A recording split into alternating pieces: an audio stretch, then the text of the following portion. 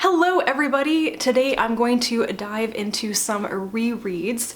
I've decided to make separate videos about the books I'm rereading right now, mainly because these are mostly things I've read before and talked about on my channel, and I kind of want to give myself a space to talk about more spoilery things in depth if I feel like it. And so it just makes sense to put rereads in separate videos now. So this is your warning now. This is not going to be reviews of these books, it's just going to be whatever random thoughts I have about them, and there will be spoilers for the books and or for the entire series that these books may belong to. Alright, the first reread that I want to talk about is The Physicians of Vilnoc by Lois McMaster Bujold. This is one of the more recent Penric and Desdemona novellas. It came out in 2020 and that's when I read it the first time. So reading this last year was interesting. I know there are a lot of people who are fans of this series who maybe took their time getting to this because reading about plague during an actual pandemic was not everybody's favorite thing. It didn't really bother me, and actually I find it kind of comforting to read about really intelligent, capable people dealing with a situation like this and, you know, winning. That's part of the spoilers here. I mean, obviously Penric and the other physicians, they succeed because they're not all dead after this, you know? Rereading this, I was less interested in the illness aspect, and I was more watching the toll that it has on Penric. And this is a long-running thing in the series about Penric's his past and whether he wants to be what is it, a healer, like a divine healer or whatever. And this is one thing that Penric has been very encouraged to do, very pressured to do, but he just can't.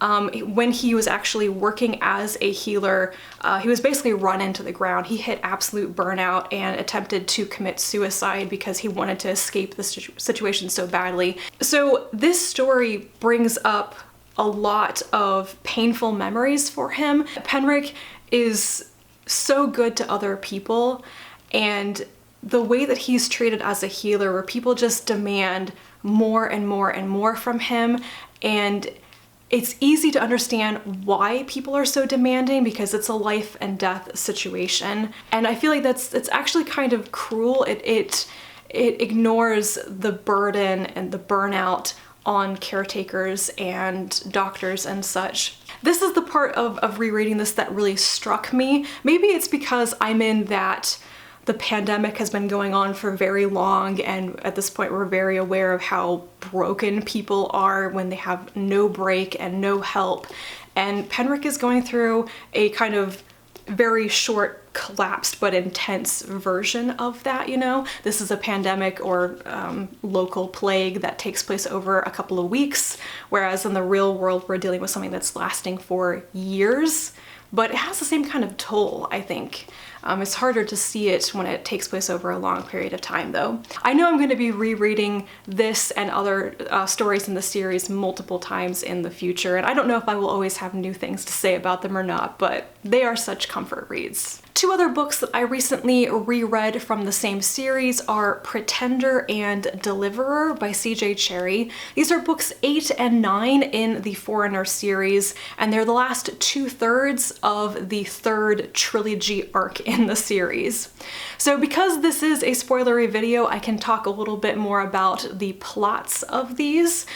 In this third trilogy arc, it concerns Bren's return to the Etevi planet. He and the IG Dowager Elisidi and the IG's son Cherryh, as well as ship humans, have been on this mission to another human station to retrieve the people living there and to try to patch up relations with a potentially violent and dangerous alien species that the ship humans have not dealt with very well. So they have had that adventure in book 1 in this trilogy, which I keep forgetting the name of. I can never remember the names of these. Destroyer, that's it. So in Destroyer, they return to the planet, and in Deliverer and Pretender, they're back on the ground, and they've discovered that Tabini has basically been ousted as IG.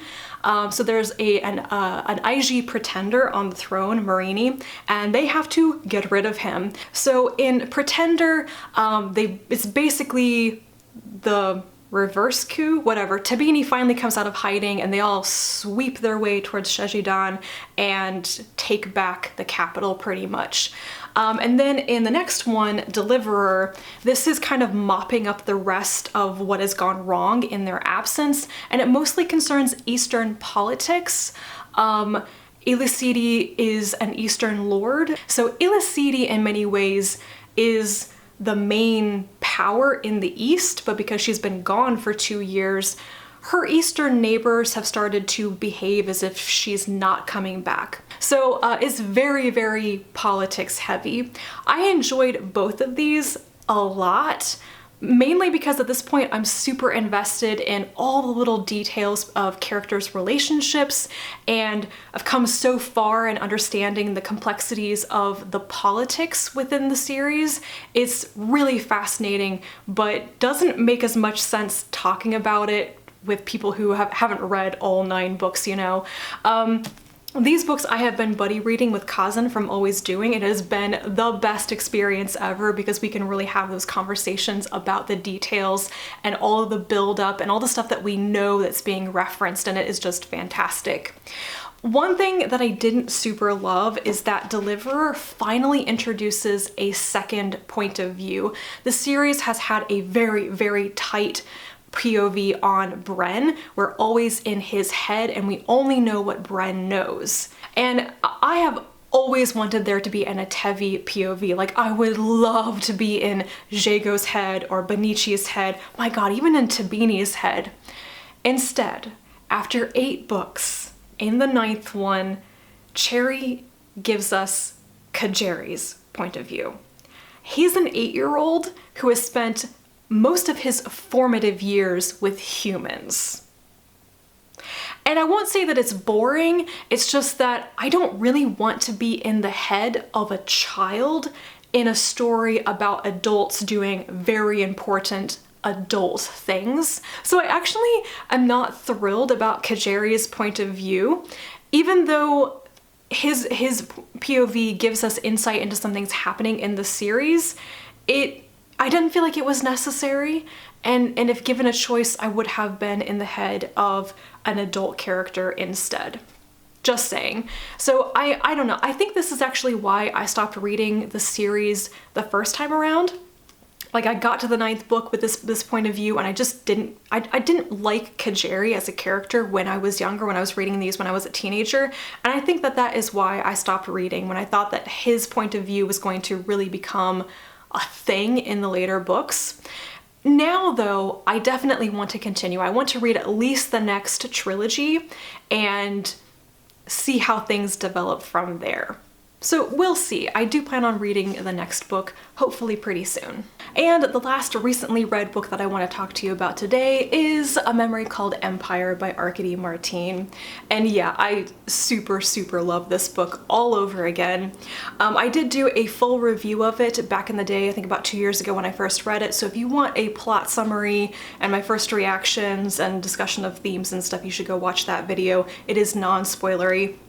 Because I'm giving my second impressions, I am going to talk about definite spoiler stuff today.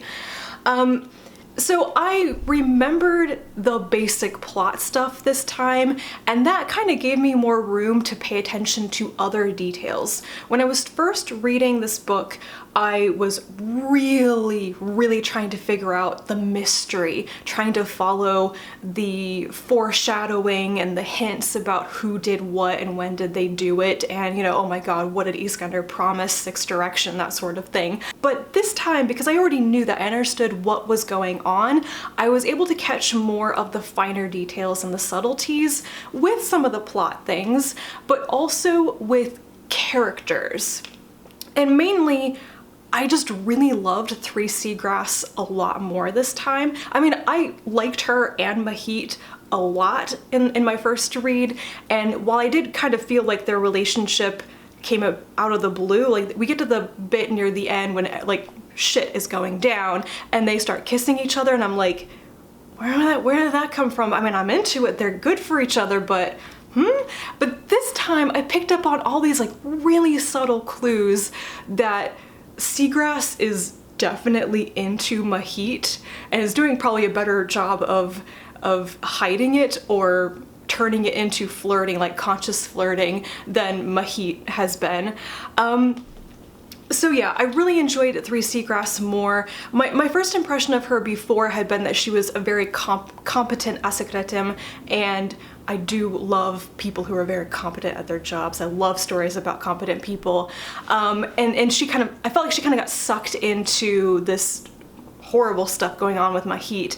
But this time I realized she chooses to stay and to help out, and that she is probably just as interested in Mahit as a foreigner as Mahit is interested in her as a living, breathing Tixkalanli. There's some mutual attraction there based on this person is very foreign, but for 3 Seagrass, her interest in barbarians, in foreign culture, is probably not, I wouldn't say taboo, but just a bit unheard of for somebody from Tixkalan, whereas the reverse, you know, a non-Tixkalanli being interested in Tixkalan culture is like exactly what everybody expects. So that made a bit more sense to me now, exactly why Seagrass sticks around and why she might be interested in Mahit and this growing attraction between them. The one thing I was surprised that didn't improve upon rereading for me is the character of 12 Azalea. I don't actually think there's anything wrong with this character, but the first time I was a bit surprised in my own reaction to his death. I felt like his death fell very flat to me, and I forgot about it. I frankly forgot that he died at the end of the book. So this time I was deliberately paying attention to 12 Azalea and what his relationships are like with Mahit and 3 Seagrass, how strong is his friendship with 3 Seagrass. I got a better sense of what kind of person he probably is, and the fact that he and Seagrass are still very young professionals who bonded during their college years, which are not very distant. And you know, these little bits where like he feels like he's playing a game at first with sending secret messages to Mahit and everything, and then things get serious fast and he's sucked into it and it's not fun and games anymore. And then, you know, he dies because of it. But I once again felt like his death was a little bit flat for me, maybe because it happened so suddenly, and I think it actually was a moment that probably felt a little bit unreal, like detached from reality for Mahit as well. And Seagrass is the one who has the super emotional reaction to it, but that is also kind of delayed because there's so much going on. He dies so suddenly, almost in like this freak accident sort of way. And like, how do you process that, you know? So I wish that I had like understood him and liked him and felt the character even more this time, but he comes across to me as a secondary character who is actually kind of secondary. I don't know.